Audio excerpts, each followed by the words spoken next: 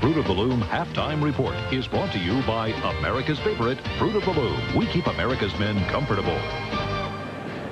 And welcome to the Fruit of the Loom Halftime Report. We have a score at the half. The Houston Oilers leading the Cincinnati Bengals on a pair of Ian Halfield field goals. The score is 6-0. Neither team able to get too much going on offense. We can tell you that Warren Moon, 11 of 19 for 121 yards in this game. Close. A lot of things could happen in the second half. We're going to talk more about the first half when Kevin Kiley joins me in a moment. But first, let's go to Atlanta.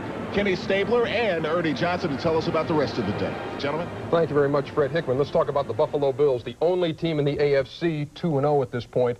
Banged up defense, sparkling offense, Snake. Yeah, their offense has been carrying them the last 2 weeks, but I think one thing that they need to be concerned with, in their opener, they gave up over 30 points to Miami. They gave up over 30 points this afternoon. They need to get some of their defensive people well. Guys like Bruce Smith, but while he's gone, Jim Kelly has really taken up the slack offensively. 6 touchdown passes today, 4 of them to this guy, Don Beebe. Yes, it's the BB gun offense. 52-34, Buffalo over Pittsburgh. Kelly hit 31 out of 43 passes today. The Indianapolis Colts and Miami Dolphins, that one goes to the Fish, 17-6. The New York Jets and Seattle Seahawks. Seattle breaks into the win column with a 20-13 win over the Jets. Now the LA Rams and the New York Giants at Giants Stadium.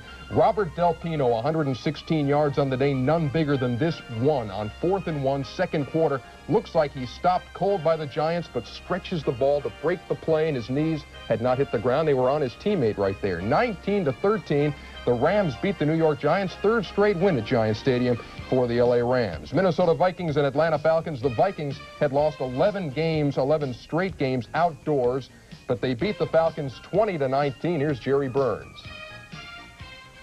Well, it's a big lift, you know. I mean, there's no question about it. All this media about can't win on the road, can't win on grass, can't win unless you're in the dome, all that kind of stuff. And these guys are tough. I'm sure it was a tough loss for those guys. It's a big win for us.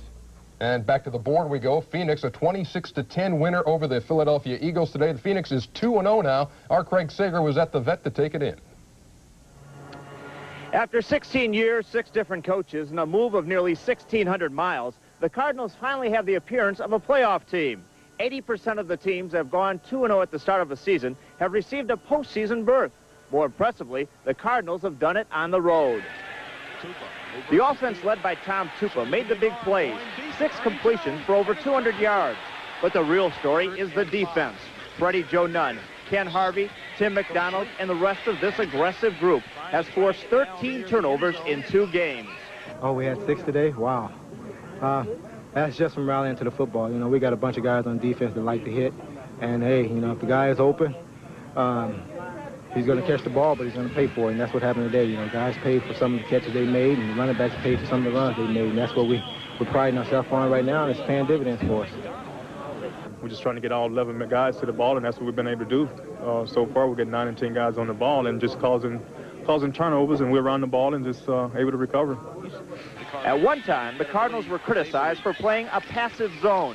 But as the Rams and Eagles will attest, there is nothing passive about this group. Craig Sager reporting from the vet.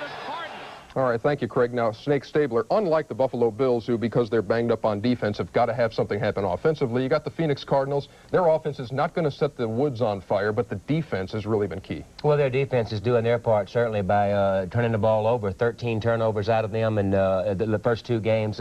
Awfully important for them to be able to get their running game going, get Johnny Johnson involved, so that the running game can take some of the pressure off the young quarterback.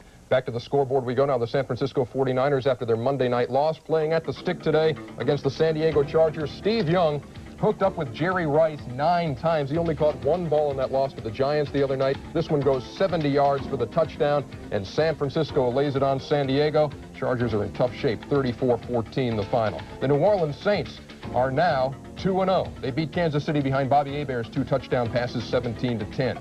The LA Raiders break into the win column with a 16-13 win over the Broncos, who only had 33 yards on the ground. The Green Bay Packers and Detroit Lions. Rodney Peete only 8 for 21 last week, 25 out of 38 today, including this one to Willie Green, as Detroit knocks off Green Bay 23-14. Barry Sanders played at 18 carries and 42 yards. Now, I know the Tampa Bay Buccaneers lost to the Bears, but Snake, what a run by Gary Anderson here for Tampa Bay. Well, watch him break it back. Another interesting thing to watch is watch number 20. Watch Carrier right there, the fine safety for Chicago. Watch him track him down. Great pursuit, but it is a great run by Anderson, and that offense needs to get going. The defense of Tampa Bay can carry him a while, but Testaverde's got to get it done. That was a great run, but they do fall a point short, 21-20. The Bears beat the Buccaneers and the Cleveland Browns 20-0 over the New England Patriots, who have now lost 10 straight games at home. Here on TNT tonight, you got Houston